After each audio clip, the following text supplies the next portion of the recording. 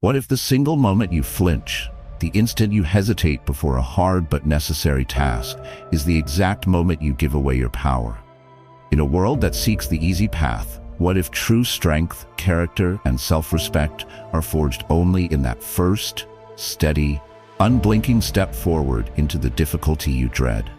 This is the path of the Stoic warrior, and today you will learn to walk it without flinching.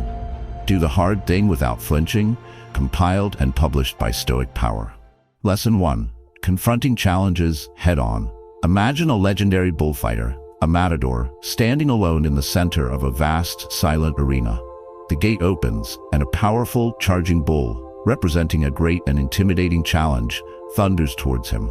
A novice, seeing this immense force, would flinch. He would hesitate. His fear would make his movements clumsy, and he would likely be gored or forced to flee the arena in disgrace. The master matador, however, does something extraordinary. He does not flinch. He plants his feet firmly in the sand, his body calm and centered, his eyes fixed on the charging beast. He sees the danger clearly, but he does not let fear dictate his actions.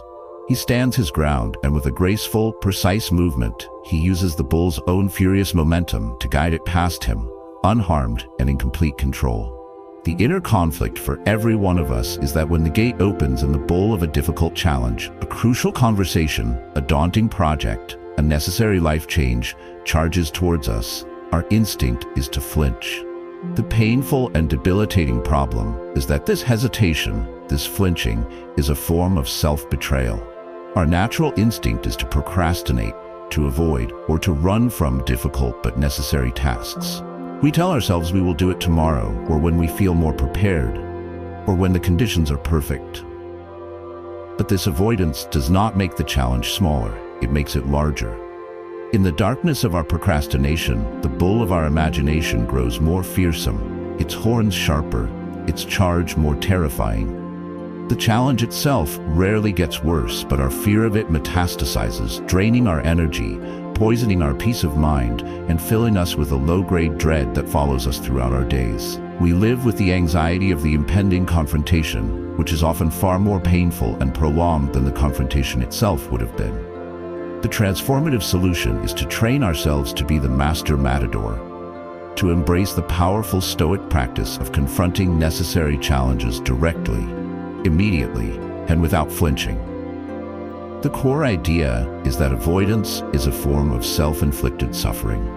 The anxiety we feel before doing the hard thing is almost always worse than the suffering we experience during the hard thing. The Stoics understood that the path of least resistance is often the path of most resistance in the long run. By confronting the challenge head-on, you are choosing a short, finite period of difficulty over a long, indefinite period of anxiety and dread. You are choosing action over fear. The benefit of this practice is that you build a powerful momentum in your life. You develop a reputation with yourself as someone who does what needs to be done. This cultivates immense self-respect and confidence. The dread of avoidance is replaced by the clean, satisfying feeling of having faced the bull and stood your ground. The actionable step to build this muscle of confrontation is to adopt the 5-minute rule. When you are faced with a hard task that you are resisting, make a simple deal with yourself. You are not committing to finishing the entire task. You are only committing to working on it with full focus for just 5 minutes. Set a timer. For those 5 minutes, you will engage with the bull. After the timer goes off, you have full permission to stop. What you will find, almost miraculously, is that the greatest moment of resistance is always right before you begin. The momentum you generate in those first 5 minutes is often more than enough to carry you through the rest of the task. The fear was in the anticipation, not in the action. I urge you to try this the next time you find yourself flinching from a necessary task. Confront the bull for just 5 minutes. This is the first step to a life of courage and action. A head-on confrontation requires not just courage, but a mind capable of holding its ground. How do we develop the focus needed to face the charge? Our next lesson is on cultivating unshakable focus. Before we continue, please subscribe to the Stoic Power channel to join a community of men and women who are learning to stand their ground. Lesson 2. Cultivating unshakable focus. Imagine your attention as a source of immense power, like a beam of pure energy. In its natural, untrained state, this energy is like a floodlight. It spreads out in every direction, illuminating dozens of things at once. Your phone buzzing with notifications, the half-finished tasks on your desk, your worries about tomorrow, a conversation happening in the next room. It touches everything. But because its power is so widely diffused, it illuminates nothing with clarity or intensity. Now imagine that same energy, but concentrated into a single coherent laser beam. This focused beam can cut through steel. The inner conflict we face when doing a hard thing is that our mind desperately wants to be the floodlight. The moment we begin a difficult, demanding task, our mind seeks escape. It searches for any possible distraction to release the tension of concentrated effort. The painful problem is that this lack of focus makes every hard thing infinitely harder. When we attempt a challenging task with a scattered mind, our effort is weak and ineffective. It's like trying to cut steel with a floodlight.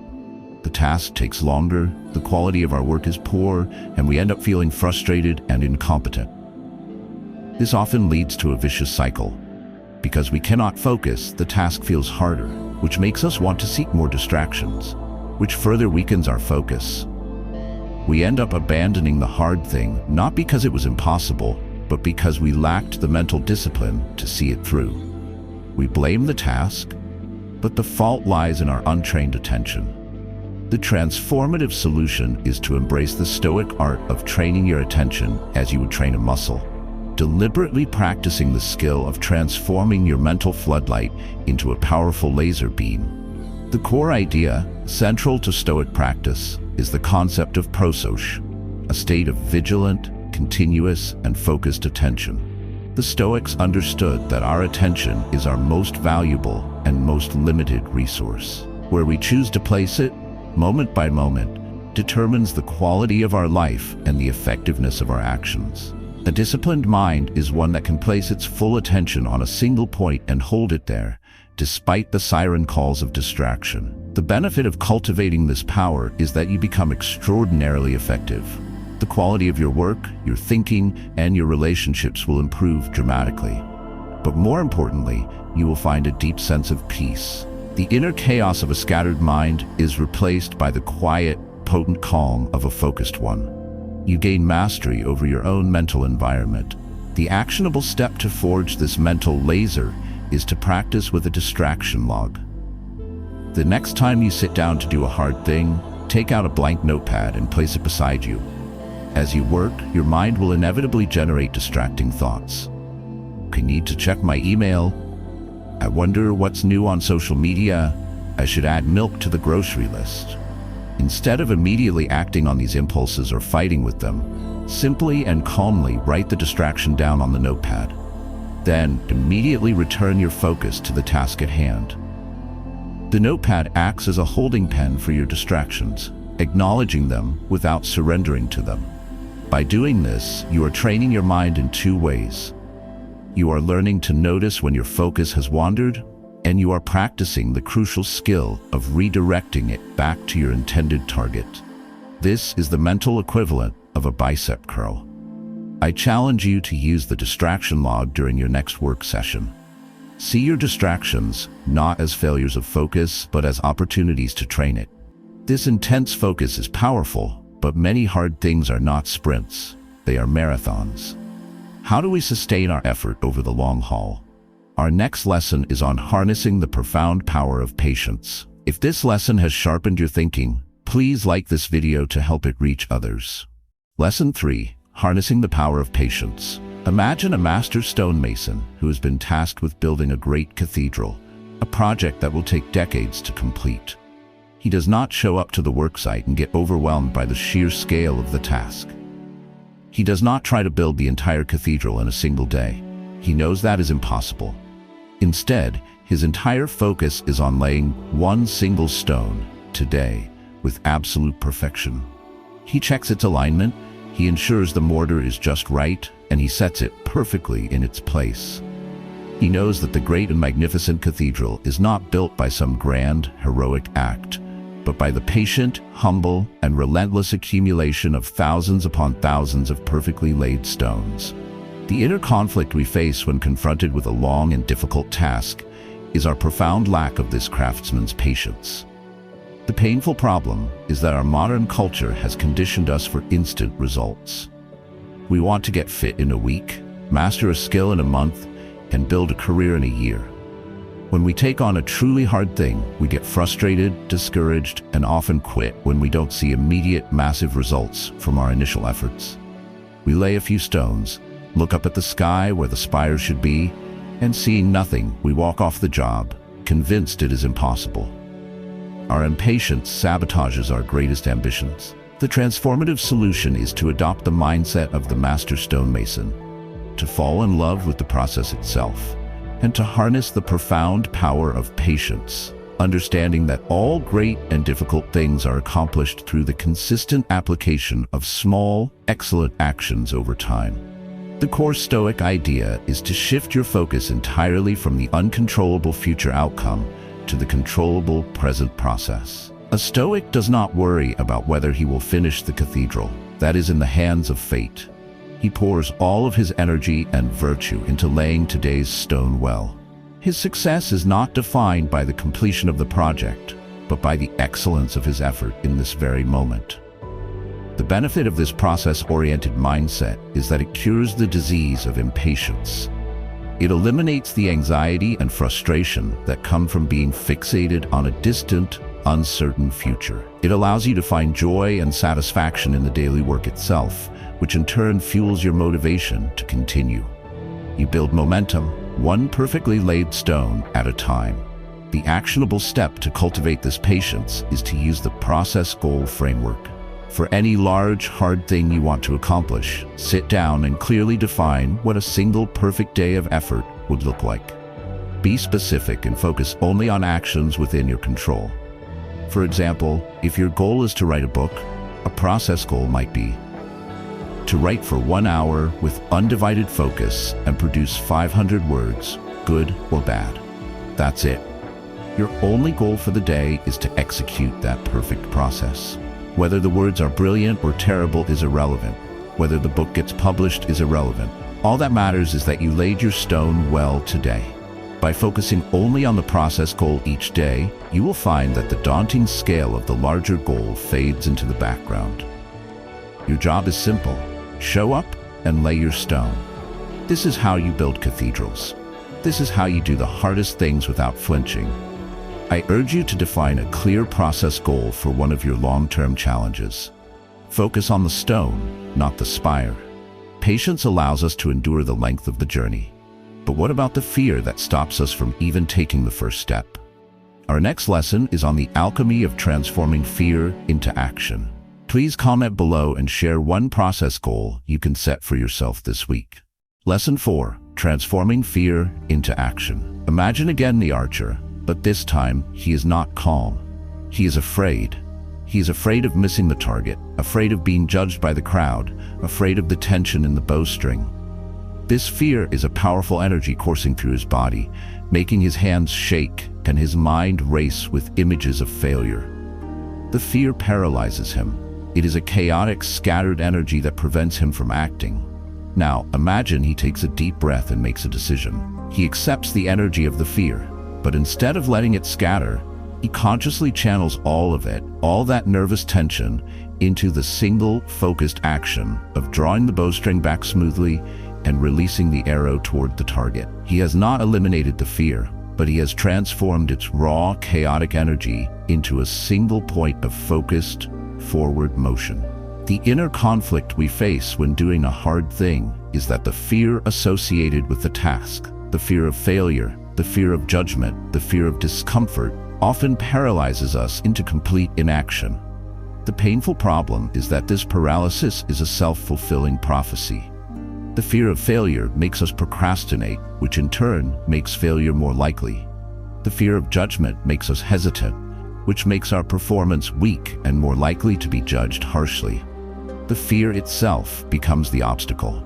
The energy of fear, when left untransformed, becomes anxiety, a poison that corrodes our will and keeps us frozen in place. We are like the archer holding a drawn bow, shaking with the tension, but so afraid of missing that we never release the arrow. The transformative solution is to learn the alchemy of the Stoic warrior, to see fear not as a stop sign, but as a powerful source of raw energy that can and must be channeled into immediate, productive action. The core idea is that action is the great antidote to fear. The Stoics were not fearless, they were courageous. And courage is not the absence of fear, but the choice to act virtuously and purposefully in spite of fear. They knew that the smallest, most deliberate movement forward begins to dissolve the paralysis of anxiety. The mind is a powerful storyteller, and when we are inactive, it tells stories of catastrophe. But when we take action, we force the mind to deal with the reality of the present moment, which is almost always less terrifying than our imagined future. The benefit of this is that you break the cycle of fear and inaction. You learn that you can be afraid and still act. This is perhaps the most empowering realization a person can have. You build a deep confidence in your own courage, not because you have banished fear, but because you have proven that fear does not control you. The actionable step to practice this transformation is the 2-minute activation rule. When you feel paralyzed by the fear of starting a hard thing, make a deal with yourself.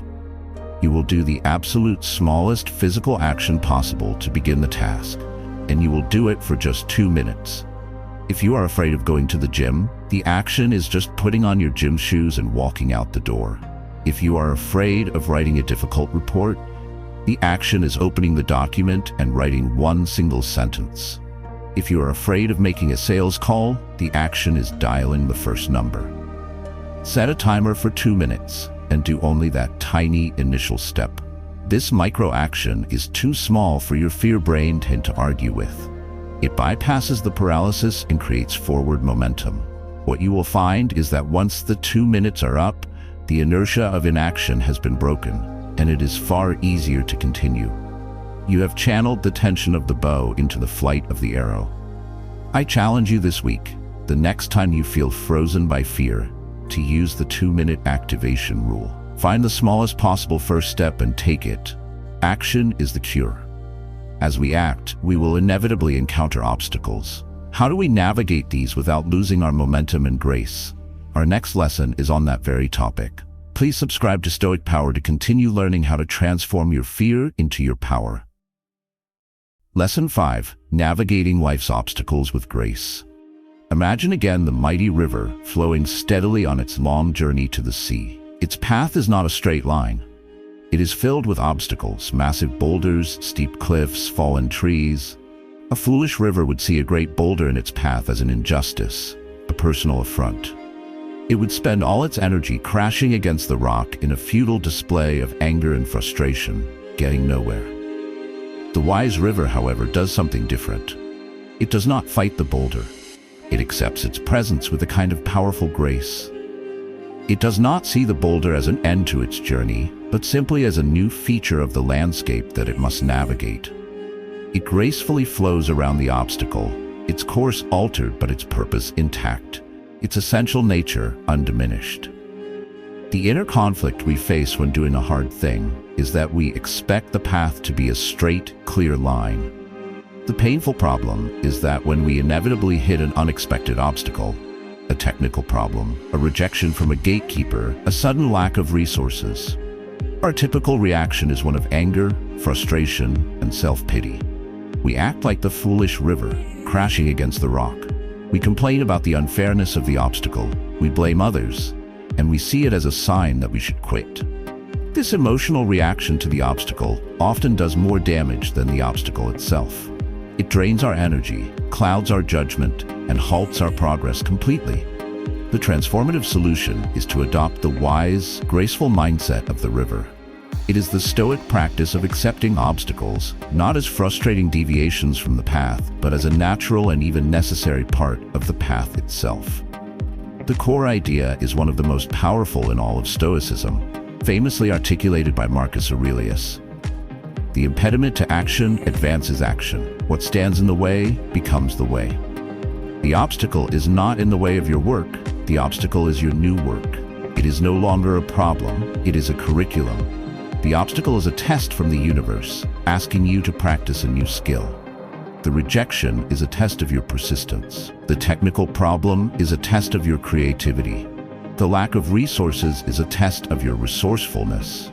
The benefit of this is that you become a master problem solver, a person who is not defeated by difficulty, but is energized by it. You stop seeing life as a series of frustrating roadblocks and start seeing it as an interesting series of puzzles to be solved. This makes you incredibly effective and resilient, a person who can be relied upon to find a way forward, no matter what. The actionable step is to use the obstacle as opportunity journaling prompt. The next time you hit a significant roadblock in your pursuit of a hard thing, instead of giving in to frustration, take out your journal and answer these 2 questions. 1. What specific virtue is this obstacle giving me a perfect opportunity to practice right now? E.g., patience, humility, creativity, resilience. 2. What is one creative, that unconventional way I could flow around this obstacle instead of trying to smash through it? This practice shifts your mind from a state of frustrated complaint to a state of creative, strategic thinking. It turns you from a victim of the obstacle into its master. I encourage you to see your next obstacle not as a source of frustration, but as a welcome challenge from the universe. Be the river. As we navigate these obstacles, it is easy to get caught up in the outcome. How do we do the hard thing with excellence while remaining free from the anxiety of the result? Our next lesson is on the crucial Stoic practice of detachment and control. If you have found this perspective on obstacles helpful, please comment below and share a time you turned an obstacle into an opportunity. Lesson 6. Practicing detachment and control. Imagine again the master archer. She is at the final round of a great championship. The crowd is silent. The wind is unpredictable. Everything comes down to this one last shot. The archer knows that the only things in the entire universe she has complete control over are her own thoughts and her own actions in this present moment.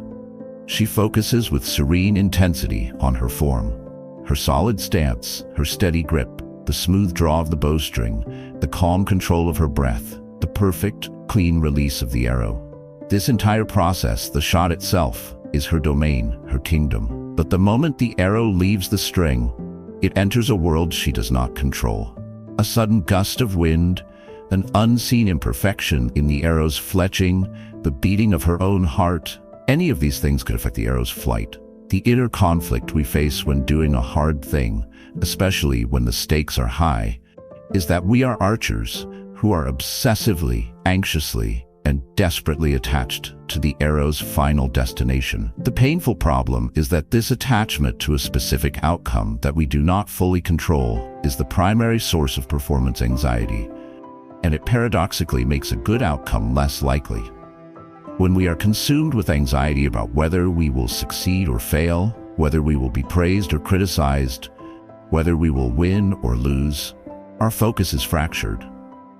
We cannot give our full, undivided attention to the quality of our own actions in the present moment. Our hands shake, our minds race, and our performance suffers. Our desperate need to control the outcome sabotages our ability to control the only thing that matters, our own effort. The transformative solution is to adopt the mindset of the Stoic archer, to fall completely in love with the process of shooting well, and to practice a calm, rational, and profound detachment from the arrow's final landing place. The core idea is another deep application of the dichotomy of control.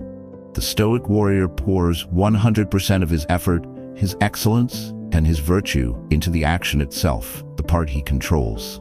Then he calmly and gracefully accepts the result, whatever it may be, as something that was ultimately up to fate, not to him. His sense of success and his inner peace are derived from the quality of his own shot, not from whether or not it hits the bullseye. He does the right thing, and he lets the universe handle the rest. The benefit of this practice is the achievement of what we might call ambition without anxiety. You can pursue great and difficult goals with immense passion, focus, and excellence, but you are freed from the corrosive, performance-killing anxiety that comes from being desperately attached to a specific result. You become a person who can act with full power, unburdened by the fear of failure. The actionable step to cultivate this is to use a sphere of control declaration. Before you begin any important, high-stakes task, take a moment to declare, either out loud or in writing, I will now commit all of my energy and all of my focus to the quality of my effort, which is within my control.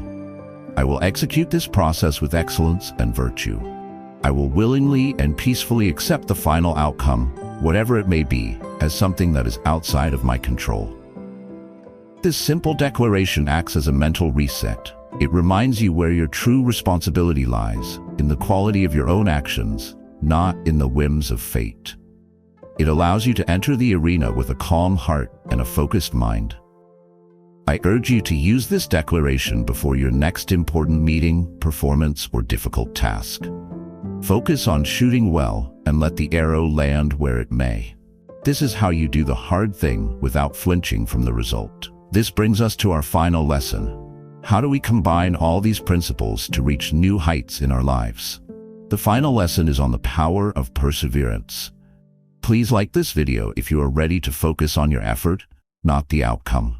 Lesson 7. Reaching new heights through perseverance. Imagine a determined mountaineer committed to climbing a great, formidable peak. The summit, shimmering in the distance, represents a great and worthy life goal. The mountaineer knows that the climb is not a single heroic leap.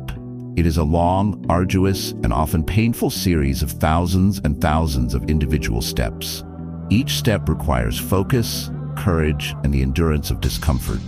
The view from the summit is not the prize for a single grand effort, but the cumulative result of a relentless, step-by-step perseverance through pain and difficulty. The inner conflict we face is that we often lose sight of the summit because we become overwhelmed by the difficulty of the next few steps. The final and most common reason we fail to do the hard thing is that we simply give up. The painful problem is that we often quit right before the real progress begins. We lose our resolve when the journey is long, when the pain of the effort is high, and when the summit still seems impossibly far away. We mistake the difficulty of the climb for a sign that we are not meant to reach the top. This lack of perseverance is the quiet killer of our greatest dreams and our highest potential. We are left at the base of the mountain, always wondering what the view from the top might have looked like. The transformative solution is the final integration of all the previous lessons into the single supreme virtue of perseverance. It is the ability to do the hard thing day after day, not just once, but as a way of life. It is the character trait that allows us to continue taking one virtuous step after another, long after the initial motivation has faded. The core idea is that perseverance is not a single act, but a habit of character that is forged by all the other practices we have discussed. It is the culmination of our training. You need to confront challenges head-on, Lesson 1, to even begin the climb. You need unshakable focus, Lesson 2, to pay attention to each step. You need patience, Lesson 3, to endure the length of the journey. You need to transform fear into action, Lesson 4, to keep moving when you are scared. You need to navigate obstacles with grace, Lesson 5, when the path is blocked. And you need to be detached from the outcome, Lesson 6, to keep climbing even when the summit is obscured by clouds. Perseverance is the final, magnificent expression of all these skills working in harmony. The benefit is that you become a person who achieves their long-term goals. You build a life of substance, accomplishment, and profound self-respect. You reach heights that are inaccessible to those who quit when the climbing gets hard. You earn the view from the summit. The actionable step to make perseverance your default setting is to conduct a commitment review. At the beginning of each week, sit down with your journal. Look back at the previous week and acknowledge the hard things you did, the steps you took, and the challenges you faced. This builds a sense of momentum and self-respect.